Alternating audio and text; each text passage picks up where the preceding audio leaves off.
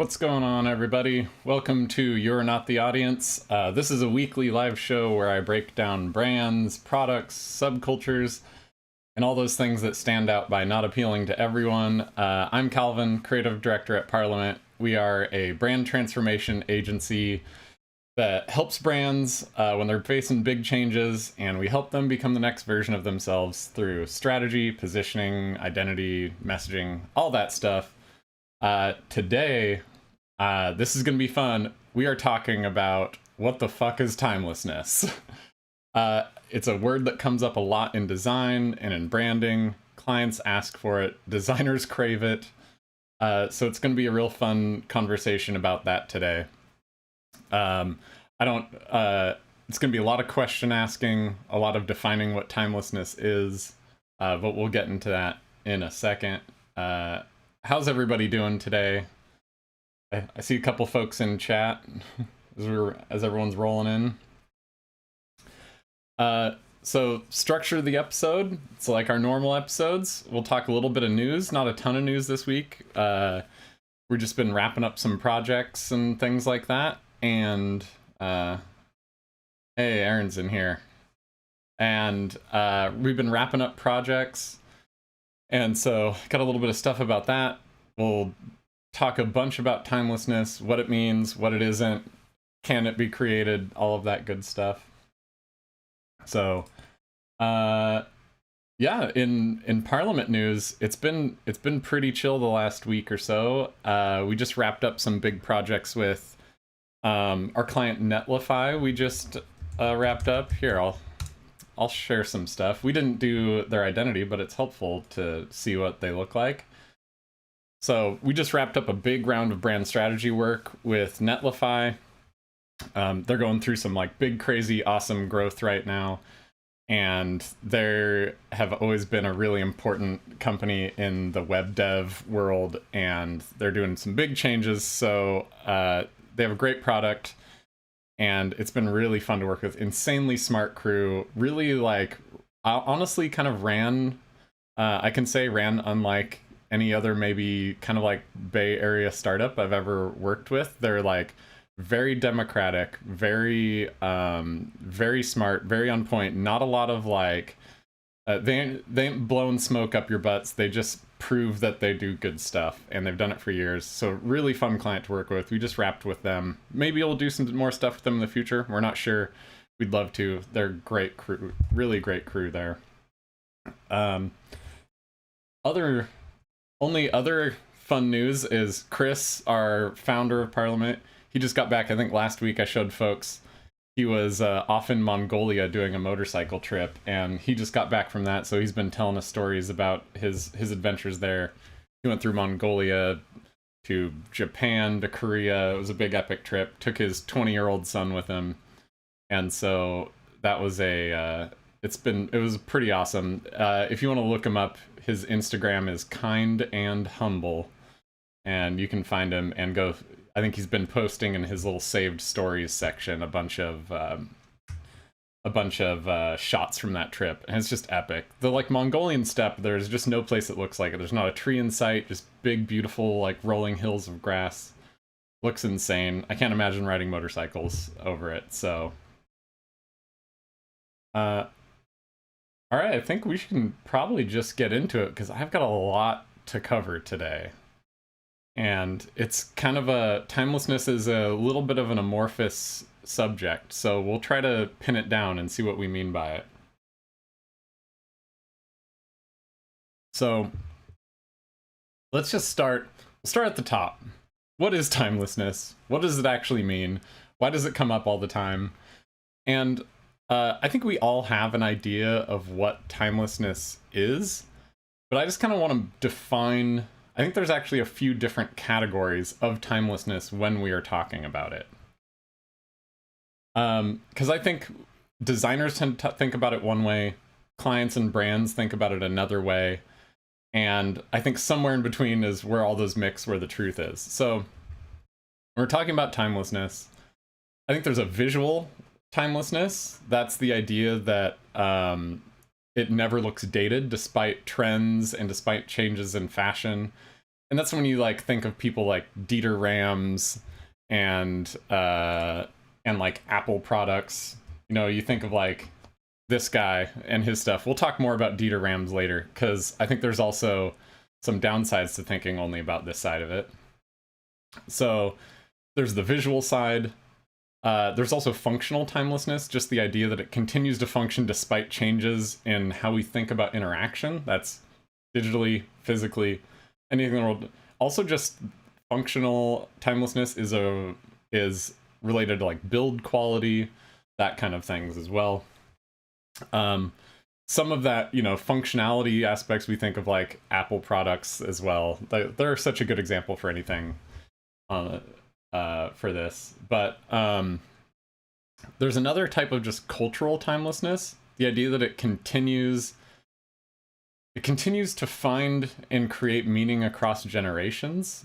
And one example of that I think about that's really interesting is when you think of like the NASA logo, the classic NASA worm logo, which I don't think I have open here, but let's pull it up. This is the best version of it.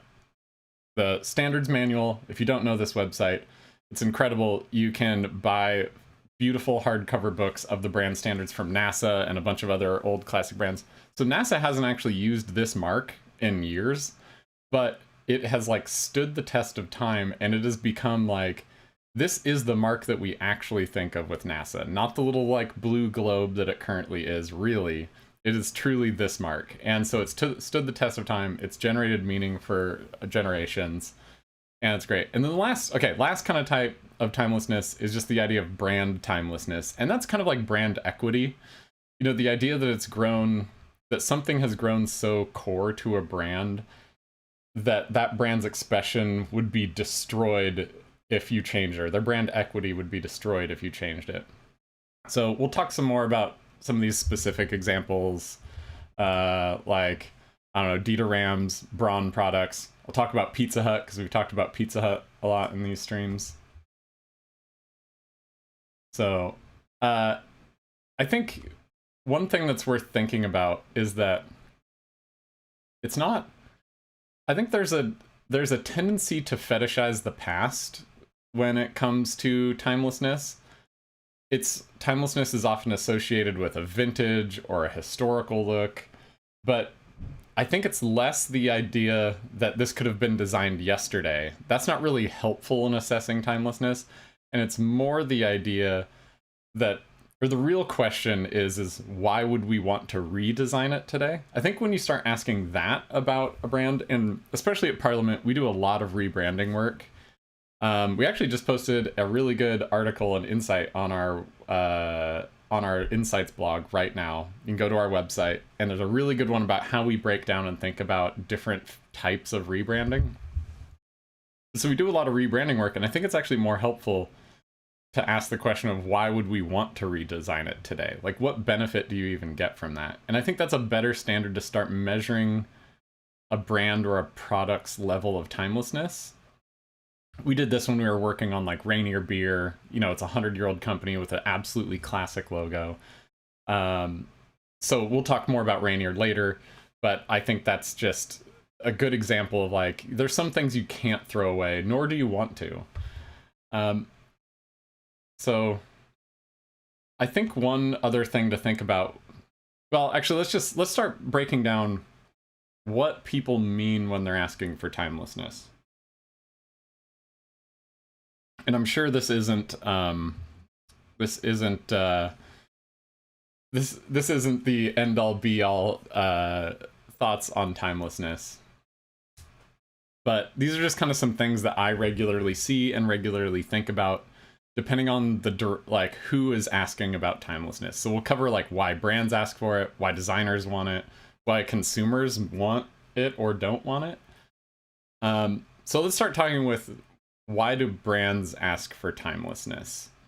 What are brands are really asking for if you're a designer and a brand comes to you, what they're asking for when they ask for timelessness is essentially comes down to, please don't make me pay for this again in 5 years. Pay for this both financially and public relations wise. There are many ways that they have to pay for it when they do a rebrand or when they're just starting out a brand.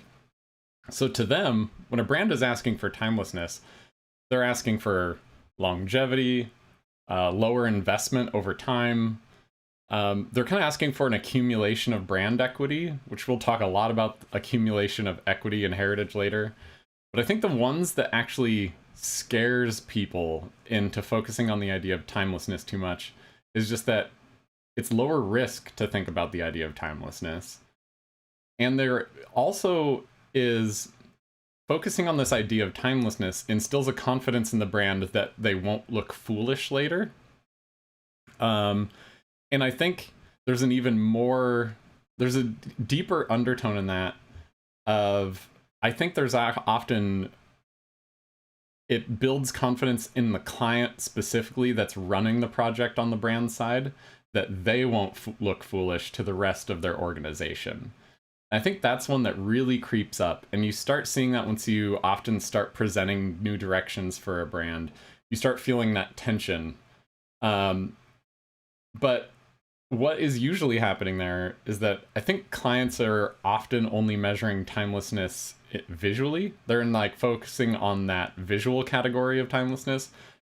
So what they end up asking for, and what many of us designers wrongly follow them in giving to them, is we remove unusual type, we remove unique colors, eccentric or distinct visuals or messaging, and that just leads to really generic brands.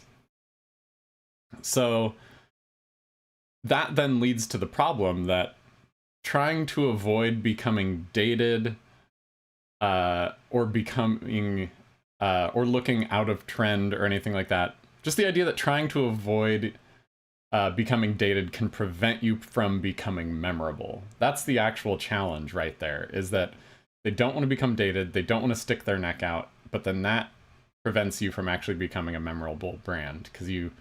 And our job as branders and designers and strategists is to give them the confidence they need to be comforted with the idea of making a more memorable brand.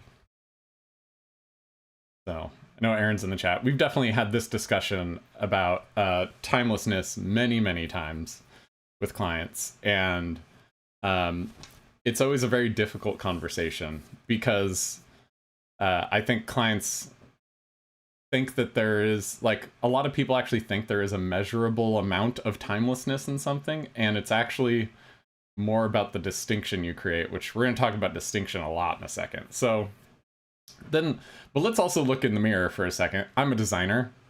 What do designers want? Or why do I can talk today, I promise. Why do designers want timelessness? And I think a big part of that is just there is an ego component at play here. We are makers, and to be timeless is to make something important. And I think that is definitely like one of the largest things at play. Because, you know, designers don't dream of making like a super effective banking brand or a big gigantic insurance company brand, like the best of this year, super effective. We don't really think about that. You know, we were like coming up, you're being educated on like the legends of the industry. You're thinking of like, you know, you're looking at Dieter Rams, guys like that, you know, I mentioned. You're like, you want to be that. The dream is to be in the books, like the legends we were all educated on. So it's a form of immortality. But that actually ends up also leading to conservative decisions because the future is unknowable, and you're usually then in that point referencing the past, trying to predict the future, where that's not exactly how creating a memorable brand works. So you kind of just got to get over yourself a little bit, do what's best for the client, and you'll be in better shape.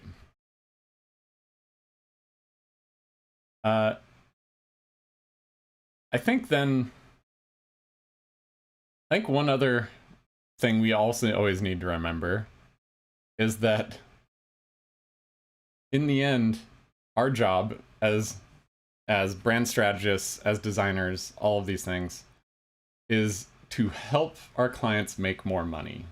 It's very uncomfortable.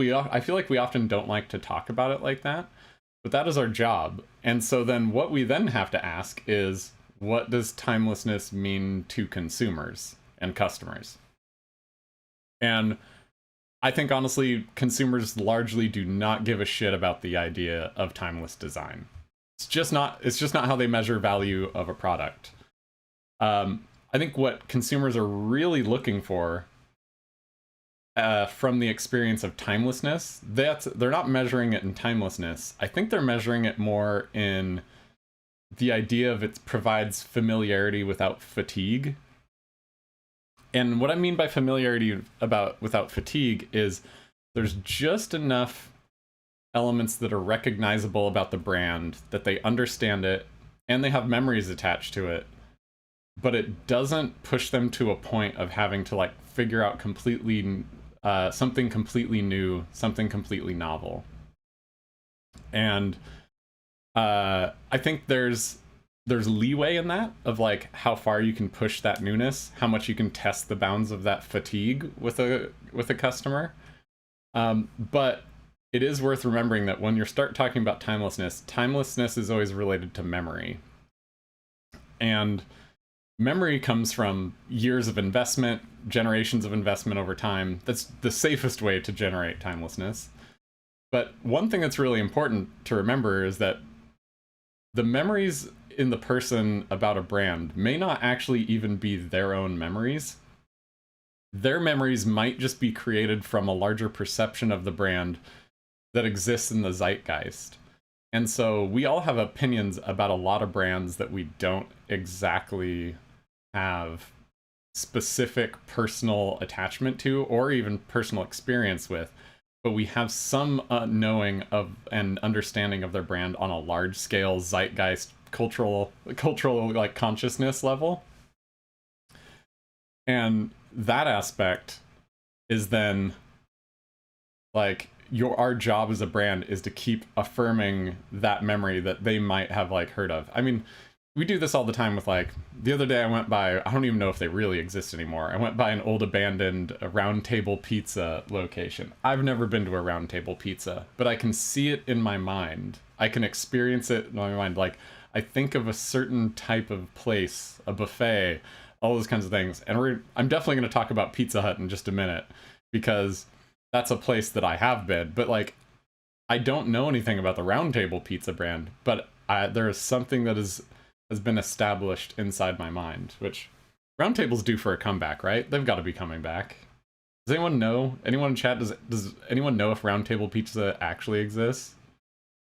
There used to be one down the street by the bar that I go to regularly, but it's been gutted in the last couple years.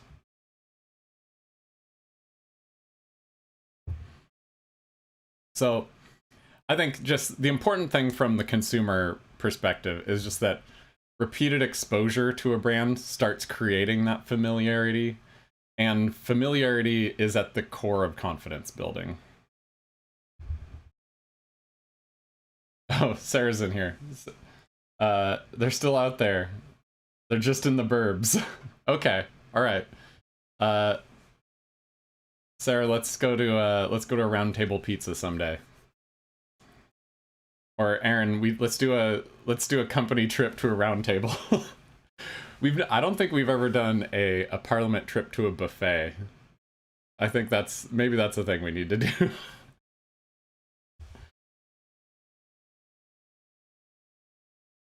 Okay. So that's kind of like what timelessness means to consumers. If there's any, I'd be curious if anyone can think of like other old classic brands like that, like Round Table Pizza. I feel like there's a ton of brands like that that are like ready for renewal.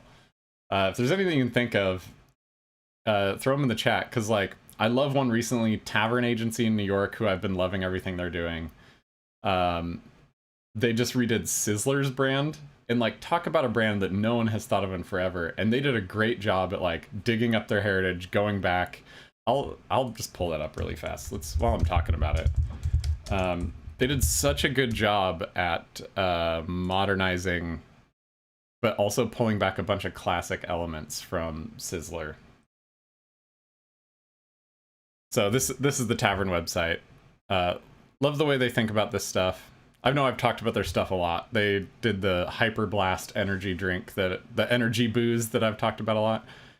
But they did a really good job of like going back, digging up the original logo, taking a bunch of different elements from past old advertisements, and then kind of modernizing the world around it, which I think that's really critical to how you bring back that timelessness for a brand. I mean, look at this. This is incredible. Like, I want to go to this place so bad. Some surf and turf. So, you know, they pulled out all these old advertisements with this weird fuzzy logo version, all this stuff. It's great. Oh god, all brown food. Maybe we don't need to go to Sizzler. my diet and health life is falling off just looking at this stuff. Incredible work. But so I think that this is such a great example of a lot of us have not even been to a Sizzler because they haven't been super relevant in decades. But I think we all have something rooted in our mind that has created familiarity over generations. And that's at like the core of like confidence in that, like, now that it looks nice and new and still has these old pieces, I'm like very interested because that familiarity gives me confidence that like something good's going on there. But okay. So if that's kind of how different people are looking at it. Oh, Sarah says Sizzler was my favorite as a kid. Yeah, I don't know. I actually don't know if I've ever been to a Sizzler. That's another place. I don't know if I ever went. I grew up so poor that that was like the fancy dining option. So I don't think we ever went there. Okay, so that's, I think, some of the ways that different groups of people that we regularly talk to as branding people start looking at timelessness from the brand perspective, the designer perspective, the consumer perspective. So really then that's kind of like just like, what is it? What is timelessness? Like, what are people actually asking for when they want something to look timeless? And timelessness is simply accumulated meaning. That is it. It is just accumulated meaning over time. And a way to think about that is like, imagine if Coca-Cola launched their logo and product right now. Absolutely iconic brand. We all know it. But if they launched it right now, like, could we say it's timeless? No, not at all. It's just a new product that launched. But it is a product that looks pretty distinct from everyone else, even still. And so it's only timeless, though, because there have been generations of meaning accumulated with it. And I think it's important to humble ourselves as designers and to remember that designers do not create timelessness. Only time does. But designers can create something that ages well and create the necessary elements to age properly. So I think that's where design can come in on these ones. And now I'm just thinking about Sizzler. I gotta close this window on my other screen. I'm like staring at steaks and shrimp, and I'm gonna have a decadent lunch right after this. Like, how long until I can go to Sizzler? But I mean, okay, so like, and I think like, let's talk about then just some fun examples of timelessness. We already talked about Dieter Rams. So I think there's a couple ways of looking at timelessness. Like I talked about, there's those categories. There's visual, functional, cultural, and brand timelessness, I think is what I said. So Dieter Rams, absolutely legendary. Great. 10 Principles of Design, his manifesto. This is his company Vitzo that he created after he designed all the Braun products. But there's a bunch of examples of Braun products in here, which went on to influence all of the design of Apple products, basically. This is all great stuff. This manifesto, well, speaking of timeless, this manifesto is good forever. He does have one really specific thing in here that in this manifesto that I think relates to timelessness. The idea of principle number 7, good design is long-lasting. It avoids being fashionable and therefore never appears antiquated. Unlike fashionable design, it lasts many years, even in today's throwaway society. There's like, I feel like there's a ton of stuff to pick apart in here in a good way of like, the biggest like element here is talk about like what he means by today's throwaway society. And I think a lot of the other principles in here focus on like how focusing on less design, better quality, design that benefits the environment. A lot of those things kind of then elevate the idea of why he's talking about throwaway society. But one problem is that I think designers focus only on the visual or functional categories of timelessness, which that at the start is why we all just absolutely fawn over Dieter Rams. Like, his stuff is beautiful. It's simple. But there's reasons why it became so popular that are outside of the idea of timelessness. But we'll talk about more of that in a second. The other great example, because I think it's important to remember that like timelessness is not just aesthetic. It is not, at least it is not just this minimalist, clean, less is more aesthetic. And like we were just talking about, I've been talking about Pizza Hut. I've shown this on here before. Pizza Hut Classic. They've been bringing back all the classic Pizza Hut restaurants. And there's a couple hundred of them across the country yet. Still not one in Portland, which breaks my heart. As soon as there is one, we are all going. That's going to be our company trip. They've got salad bars. They've got the classic Tiffany style lamps. Beautiful. And so I think to be really great at branding, you need to be keyed into this type of timelessness as well, which is just deep cultural and brand timelessness. Like, this stuff is not pretty. Like, it's not beautiful. It's not less is more. It doesn't have it has almost none of the principles that that Dieter Rams talks about. Yet it is just so beautiful, so good. We all have memories of it. Even if we haven't been to Pizza Hut, there's something ingrained in our zeitgeist where we have an idea of what the pizzeria with a salad bar in it means. And I feel like it is easy for us as designers and branders to focus on that beautiful, austere type of Germanic or Swiss design, like in the Dieter Rams style. But it's worth remembering that this is also incredible branding. Oh God, so much salad dressing. So I think this stuff is just great. Oh God, it's so good. Oh yeah, and all these photos, look at that place. Absolutely legendary architecture. So good.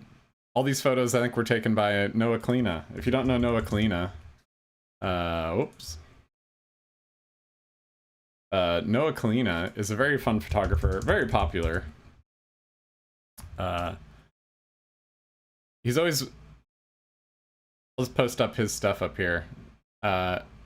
It's funny that he took these photos of Pizza Hut because he's really known for doing this like project where he photographed his face for every day for like many years and then animated it all together. But he has a ton of really like thoughtful, artful projects, and he's done a ton of he apparently photographs a lot of chicken eyes. I think these are all eyes of chickens that he owns now. So he's an interesting photographer. I really love his stuff. Blankets. He does a lot of this, like repeat. This is like the German school of photography. Same form, different location. But anyway, so Pizza Hut, that is also like remembering that like timelessness can be that level of like cultural and deep brand timelessness. Like, we all have generations of accumulated meaning behind Pizza Hut and brands like that. Round Table Pizza, Sizzler. I don't know why I'm thinking all about restaurants, but those are all the places. So all of these are kind of like, these are older things, you know, at least, I mean, I don't know how long Pizza Hut's been around. Who knows how long Pizza Hut's been around, but been around a long time. Dieter Rams and Braun was all 60s, 70s, early 80s, that era of things. The NASA worm, 70s. So that then asks the question of, can a new brand be timeless?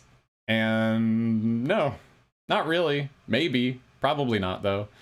I don't think you can create a new brand that gets the feeling of timelessness that we often talk about. And that comes up all the time when you're working on a new brand with clients or with organizations,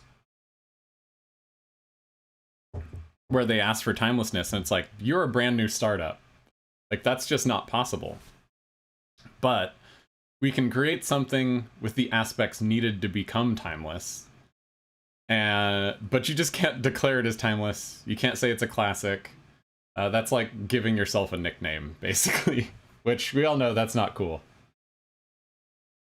So what that points us to then is that if a new brand can't necessarily key in on timelessness, that's probably because timelessness just is heritage. That's where the authentic timelessness comes from. And for example, like when we redesigned, let me pull this up here. When we redesigned the classic Rainier beer logo and packaging, we had something that new beer brands just don't have, and that is time. We had over a century of time behind Rainier. They've had some form of this classic big red R logo for well over 100 years. They've had this history of being just like simple, like their brand at large is they are kind of like a classic regional playful outdoor brand, irreverent. They're about the myth of the Northwest, but aesthetically they have always been this like really beautiful simple blank canvas that just has the mountain hidden away in here. It's the big red R. It's great. And so, you know, like when we think about what like heritage means in this, it's, you know, heritage is that all that stuff. It's like the old logo, the old packaging, the old advertisements, over 100 years of history. I think a lot of people think those are liabilities when doing a rebrand, but actually those are our key differentiators. Those are key differentiators that no other competitors can take away from us. No other competitors can replicate. That's why when there was a huge explosion of craft breweries and they tried to do this old, like, rugged, historic kind of thing, it just felt like bullshit. Because then you'd see, like, oh, I'm like looking at a beer that was established in 2019, and you're like, you don't have the years of heritage backed up. Like, you are faking the history. And so when we designed Rainier, we did, I think we've got actually a fun photo in here. Let me see if I can find it. Oh, here's a great photo. We did hundreds of designs that took the packaging. Damn it, Aaron. Okay, Logan. I'll explain the Logan story another time. I think we did crazy explorations. We went wild with the cans to kind of push the limits of like, where does it actually go? And we ended up finding that reducing everything back to the simplest form of the Rainier can to ever exist was the way to go. Include the key elements. We redrew the logo type, cleaned up the can, dramatically simplified it, went super white, made one side of the can just the big red R, which is their most memorable thing, which, like, that is a great example of putting the big red R on just one side of the can was a huge debate we had with the client, because it's scary. It's, like, risky to put on the side of your can. It's not even the name of the company. It's one whole side of your name is just the mark. And that took a lot of meetings to get that through. And now everyone gets it. It's like a huge moment for them. Like they'll do a redesign someday. It's been a few years, but it would blow my mind if they took away just the big red R on one side of the can, and on the side of the package. Like, it took a lot of debate to do that, and that's the kind of thing where I'm like, I was talking about, it's our job to instill confidence in the client when they might not have it. Like, we need to have conviction that the client doesn't always have. So that was like a great win here. I love this one. And I think the reason I also like it is, like, it looks nice, it's simple, but it doesn't like try to go, like, it's not overly designed. It doesn't look designy. It looks just like a classic beer, and that was the biggest challenge, is like, how do you create something that is undesigned and just has that timeless heritage in it? So okay, so that's kind of like what timelessness really is. It's accumulated meaning. It's an expression of heritage and like meaning generated over generations. So I think that does ask the question, which like this is for the new clients that are like working on new new rebrands. The idea that like, is innovation or modernization possible with heritage brands? Specifically, like, is innovation possible? Like, can you do completely new things? And I think I kind of abide by this principle that I really love. Let me pull up this guy. So there's this principle by legendary designer Raymond Loewy. I think that's how you pronounce his last name. It's this guy. Look at him. What a dapper fella. I feel like it should become a rule that we all need these little mustaches if we work in branding and advertising. So a guy from like mid-century designer, and he created this principle that's called Maya, M-A-Y-A, most advanced yet acceptable. And I think that is how you approach innovation in heritage brands. Most advanced yet acceptable. So like, what that is talking about is that like, in order to modernize a brand, you want to push the brand right up to the edge of familiarity. You want to actually think about how far you can go without destroying that that history and that brand equity you have. You want that familiarity without fatigue aspect. And I mean, my favorite piece, this is just calling out my favorite piece by Raymond Loewy, the Newman logo, which is like a clothing company, France, from the 60s when it started. Incredible logo. It's great. It's like got the, oh boy. Okay, who in the chat knows this? I forget this. It's when you can rotate a logo and it says the same thing upside down as it does right side up. Somebody, not a palindrome, something. Ambigram? I don't know, somebody look it up for me. What is that called? But beautiful, simple logo. It did a great brand for them. So that's Raymond Loewy. But so I think in order to modernize, you want to push right up to that edge of familiarity. The Sizzler one was a great example. They like updated a lot of the world in the brand, but then kept all those core artifacts and elements in the middle the same.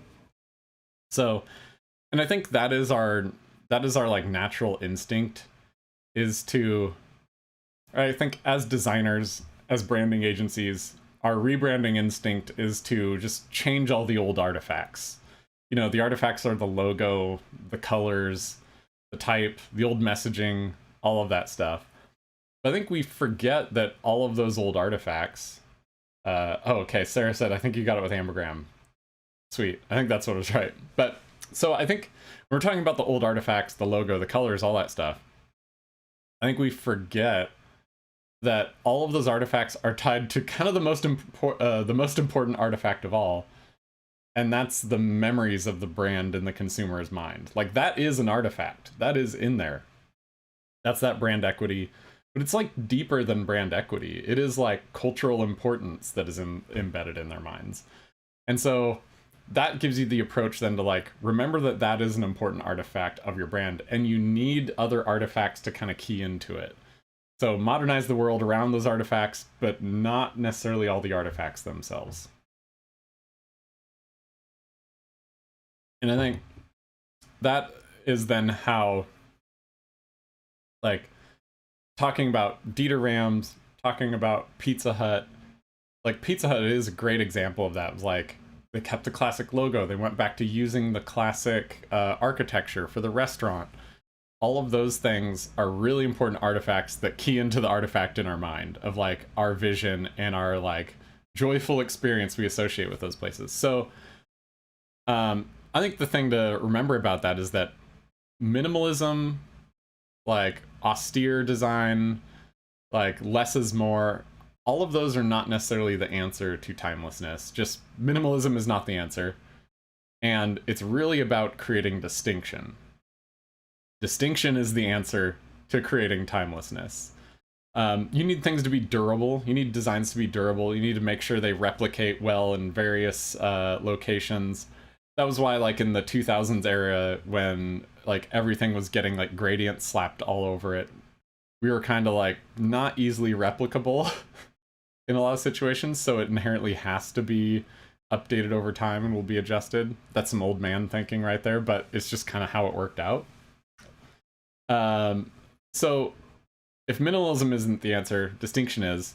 That just reminds us that in order to become timeless, you first have to look distinctive enough to become dated. And that is the scary part, which I feel like this is like a deep shower thought or like deep stoner thought. So to become timeless, you have to look distinctive enough to become dated first. And I think that is like the thing we forget is like with timeless brands, and when we think of like Dieter Rams, who like all designers love Dieter Rams, but we forget that his style of minimalism was timeless only because it was so damn distinct and unique in its product category in that era. There was like nothing else looked like it. It was a freak design for freaks. And that is why it stood out. I mean, when you look at this, like, when you look at all these products, like this, his last principle, the most classic, good design is as little design as possible. Less is better. But just like the most simple, beautiful things, like nothing else looked like it. He always had these big knobs, which this goes into the functional type of timelessness. Great. So his brand of minimalism works great, but we have to remember that that was not, like, timelessness was not his focus necessarily. It was like a good design that lasts, but it was so distinct that it had to stand out. Like, it has stood out forever. Like, he hasn't made these products in decades and we're still obsessed with them. The other one that's like a good example of this, where like minimalism is not the answer, is think of like Dr. Bronner. Incredible. Like, looks classic, looks like it's always existed. I mean, it's existed for a long time. Like, it is absolutely just slammed with text. There's like religious writings on it, all this like new age hippie, like spiritual religious like stuff all over it. It is packed with every single possible piece of information. And like, it is so good.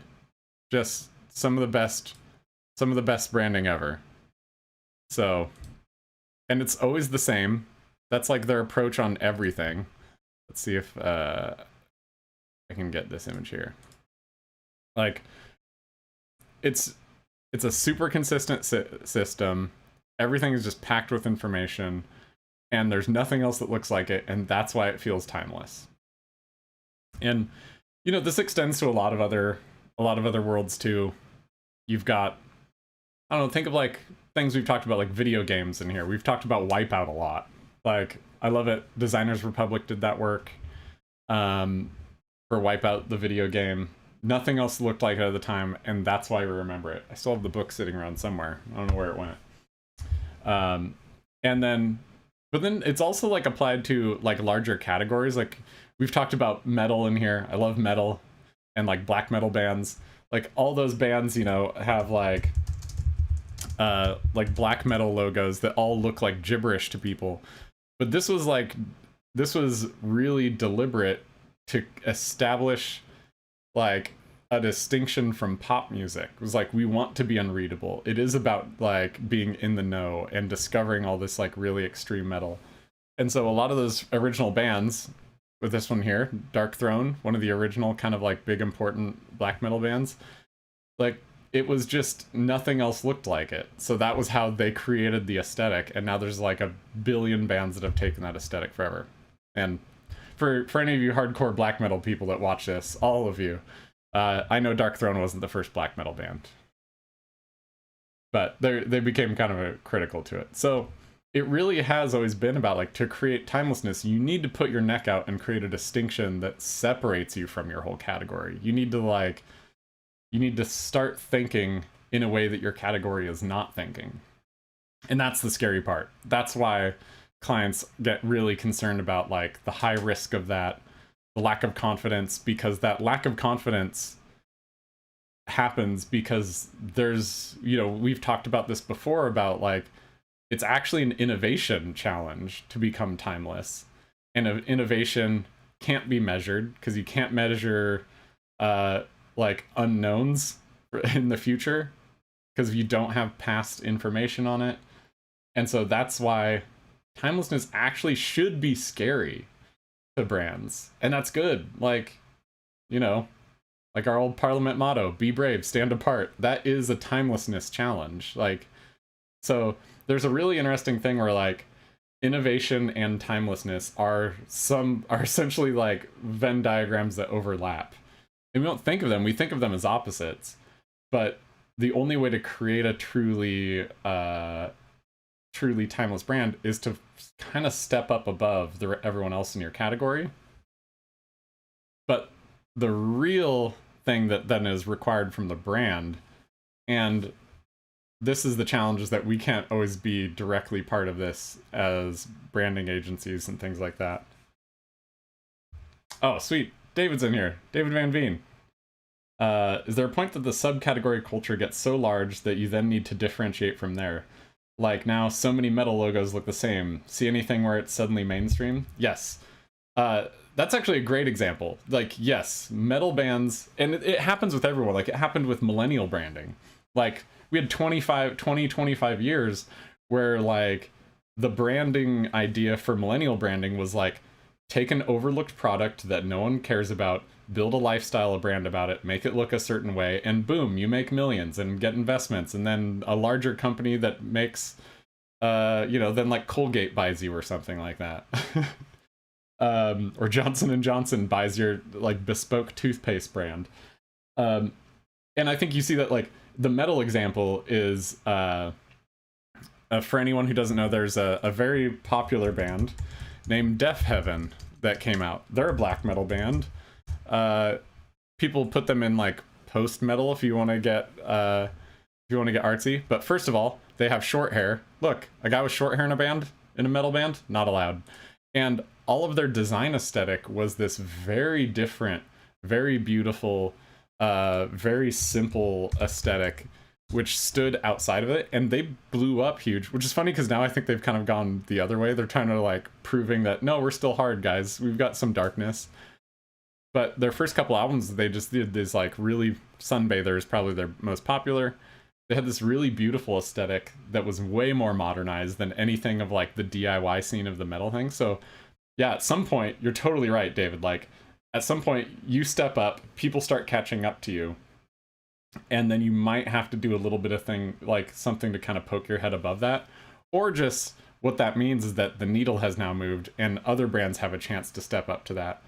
And I think there is the challenge for a brand of, once everything has kind of caught up to you, you just need the conviction to stick with your heritage now. Like, you're no longer an innovative brand at that point. You have your deep ties down to your history, and you have to stick to that.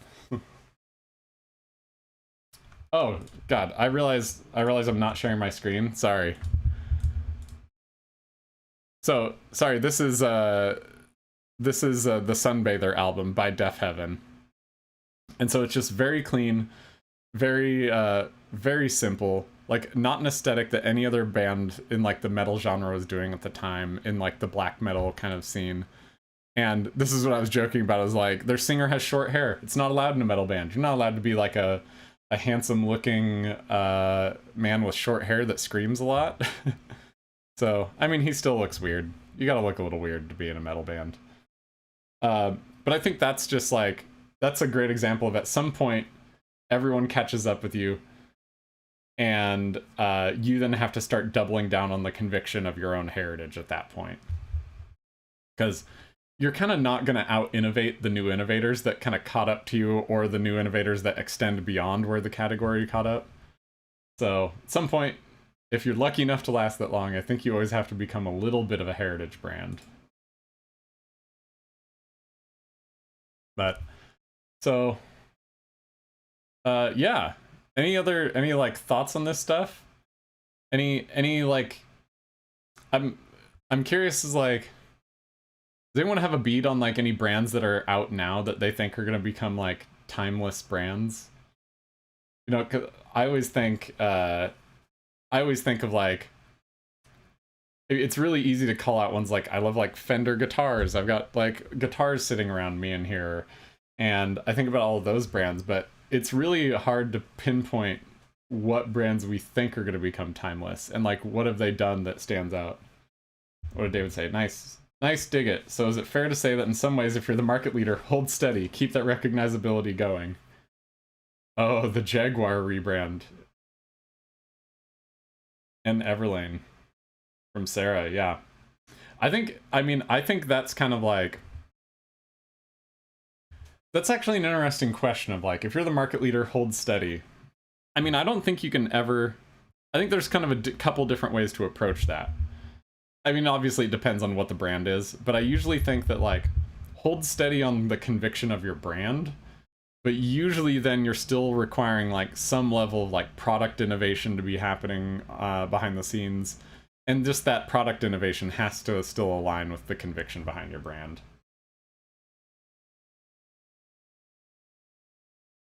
But oh dang, the Jaguar rebrand. Let's pull that up for anyone who hasn't seen the Jaguar rebrand. That was a very dramatic one. Let me share this. So obviously we all know Jaguar. They like updated their logo to look like this, and everyone just like absolutely dogged on it, hated it. They went from this to this. And does anyone know, did they switch back? There was so much hate for it. I don't even know how to find Jaguar cars. I'm not fancy enough for this. Oh no, they stuck with it. Good. Honestly, like, I actually think, no, David, I think you're totally like on point. I hate this little J mark. That, not good. Something about that, not elegant. But the type, like the word mark of Jaguar, I think it's incredible. I do wish there was still, from Sarah, why would you change that from a sick-ass panther? I agree. I do wish there was still a sick-ass panther somewhere in this. But I think from the actual, like, type, I think they did a really great job. And they just, like, they went with crazy stuff like this, where they turned Jaguar into, like, a couture fashion brand, and it was absolutely nothing has ever looked like it. And so they really stuck their necks out there. Oh, sweet. Fuel in the tank. Ryan's here. Ryan's a car guy. I know Ryan's a big car guy. So, yeah, I haven't looked at the cars. These are insane. What is happening? I mean, whatever's going on in this is cool. Oh, but see, I mean, okay. Like, see, this is forever the bummer of cars right now. It's like, you see this stuff, look at this. This is incredible. Like, what in the total recall is happening here? Like, this is interesting, because, like, this is, like, complete innovation. Like, insane concept car. So cool. But then you go this, and, like, this is the thing that breaks my heart, is how just like all cars look like the same rounded blobs. Like even the F-Type, like the F-Type is cool, but it's just like, it just looks like another blob car. Yeah. That kind of bums me out. Just looks like any other car. At least in my opinion. I don't know. Maybe the car folks.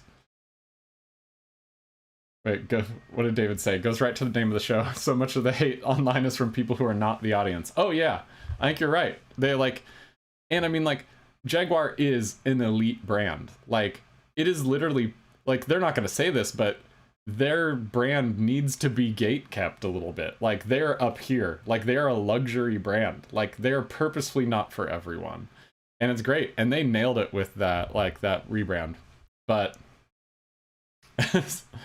oh man, I've got so many car nerds in the chat now. I love this. I don't know anything about cars. But I love, yeah, that's such a good call on the Jaguar rebrand. They really went somewhere that like no one else has gone with it. It's so cool. But yeah, that's great.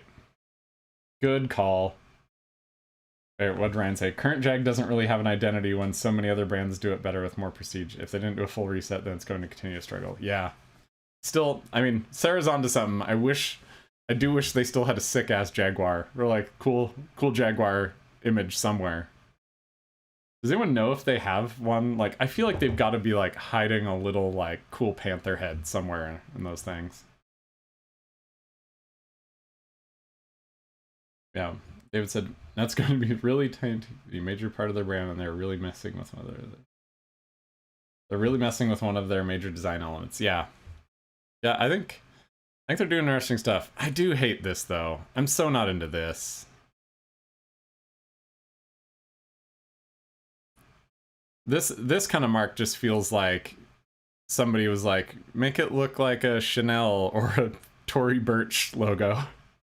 That part kind of bums me out. Yeah, David. Like, Harley tried to do the same thing and just completely failed. They tried to jump from an old generation to a younger generation. Yeah, it didn't work for them. Like, I think it's like that Harley one is crazy. Oh, I realize I'm not sharing my screen again. I'm like not on top of it today.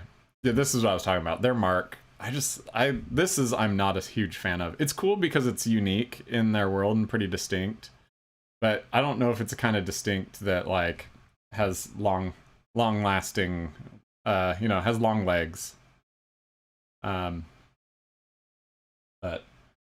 that's great. Yeah, the Harley one is interesting because like I think the Harley one's interesting because it's just like there will forever be, I understand why they tried to modernize, but like I feel like Harley, it is so core to them that it's like you kind of need to be this like little busted old gritty biker. And like there's a romance to that. It's like the open road idea. Like you need to be a little rough around the edges to be like a rebel in the aspect that they are. Because like to go modern and clean is to remind us of our like 9-to-5 jobs, which is like the 9-to-5 is the villain in Harley's brand. Like everything is against the status quo in the 9-to-5. Yeah. Yeah, Sarah, feels like they're going for Chanel. Definitely that Jaguar mark feels like Chanel for sure. And Feel in the Tank. Rebranding a middle American focused brand must be hell. Cracker Barrel comes to mind. Oh, the Cracker Barrel. Honestly, yeah. I feel like we should just do a whole episode about Cracker Barrel and just the absolute botch job that they did with that. Like, just threw away everything that made Cracker Barrel feel like Cracker Barrel. It was like some nice design. It was good visual design. They simplified. It was good. It was like good from a design aspect, but terrible from that like timelessness that's being measured in like cultural and brand value. Absolutely terrible. But I don't know. Yeah, it's like it's final thoughts for today. This is great. Awesome chat about all this stuff. Like I think it's just like we all want timeless design. It sounds easier. It's lower risk. It's important. Like, but it can't be created, and attempting to create it always just leads to generic design. Like when that is the target, it will only ever lead to generic design. Cracker Barrel, perfect example. And I like really, and I think this is like a challenge for myself even, and how I would like to start approaching the discussion of timelessness with brands, is that like, in order to become timeless, you have to actually create something incredibly distinct enough that it's worth remembering. And the only way you do that is putting your neck out, taking a leap that you're really scared to do as a brand. And then the follow through that is required by the brand is just that like the brand has to have the conviction to keep maintaining that. Jaguar is an interesting example because they maintained their heritage for so long and like under a certain aesthetic, and then they made a big leap with it. But it's interesting because I think the leap is maybe gonna work out. Well, I don't know how sales of Jaguar are doing, but the leap at least felt like they moved into like the actual elite couture like brand they were once associated with. Like their brand dropped off at some point and they weren't as important, and so they pushed up to an identity that actually matched the heritage that people thought of them as. So I think it's interesting. Wait, what's Sarah say? Stop taking the men out of our logos. I'm looking at you, Bob's Red Mill. Yes, men have it so hard, they're getting removed from all our logos. And David, in some ways, timeless comes from scale, not design. It becomes timeless because it is known. Absolutely. Like, it is crazy to think that, like, there's probably a whole other side to this that's just, like, marketing tied, of, like, timelessness is only created by marketing, probably. But that's a whole other discussion. Sarah, I'm already over time, but Sarah brought up Bob's Red Mill, so we got to talk about that really fast. Let me find it really fast. Bob's Red Mill, it was on, oh, how do I find this?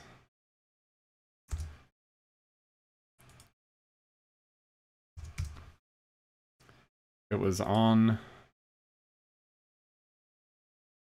the Under Consideration blog.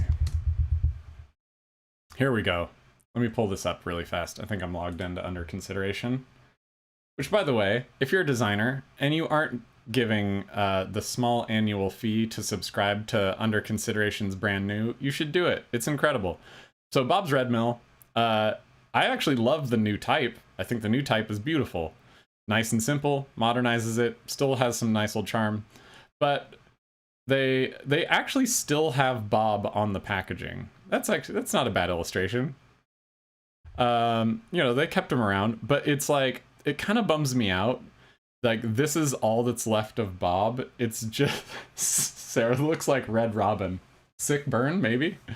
But I think Bob's Red Mill is like, I think the packaging's fine. Like, it looks a little too modern in my eyes. But it does bum me out that, like, the image of Bob has been relegated to, like, a fluff element. And, you know, it could be like, I honestly think it should be, like, more important. Like, it should be, like, I think the Bob, like, image should essentially be, like, a violator. A violator for, like, on consumer goods packaging like this. A violator is, like, the kind of thing where it says, like, 30% more, really big, like, stuff like that. That's a violator. It's, like, a big thing that draws your eye, that stands out. I feel like that's what Bob should be, because, like, it's just, like, that is the identity of them, is that it was owned by a guy who created this amazing mill that was an employee, it's now an employee-owned company, has conviction behind it. So good. Yeah, David, too modern on packaging, way less distinct, and it kills the recognizability. That recognizability is massive when it comes to CPG. Yeah, it kind of killed a lot of that. There's like definitely some charm to this old one. Bob, Bob the Violator may be problematic. Yep, that's what it would be listed in the brand guidelines. So, all right, I think we really covered some stuff today. That was great. And go support Under Consideration's brand new. I love it. So anyway, that's it. Focus on creating distinct things, not just on timelessness. Challenge our clients to push for distinction over timelessness, because that's how it's created. And I think, like, the kind of last little thing in my mind is, like, great design. It doesn't ignore time. I think, like, you need to think about it as, like, or I should say great timeless design doesn't ignore time. It just defines a new present moment and then accumulates heritage and history over time. So you need scale, you need that. Oh, Aaron, Tropicana. Oh, why are you guys mentioning all these good things? This is great. The Tropicana redesign was so funny, too. I'm just going to be distracted looking up, like, all of these. Yeah, that one was interesting. Let's see if I can find some imagery for it here.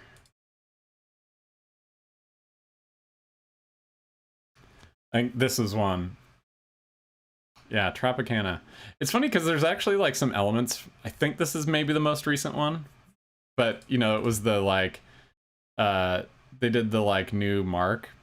This one I'm like actually kind of torn on because this is, the packaging kind of has a unique aesthetic that compared to a lot of folks, but I don't think it nails, like, it feels like generically modern and doesn't nail the kind of like, I mean, the icon of like the straw inside the orange is kind of just one of the most important things ever for them. So yeah, kind of a downgrade there. Yeah, David, logo wasn't bad. Packaging was so off. Absolutely. Okay, I should call it for the week. I gotta go do some real work before Aaron in the chat starts yelling at me to chop and get some things done. So thanks everybody. That was You're Not the Audience for the week. I don't know exactly what I'm gonna tackle next week, but I'll post it up on probably on Monday. Thanks, Aaron. Get back to work, slacker. I'm working over here. So I'll share it on probably Monday on all the socials. And thanks for coming. This was a great one. See you next time.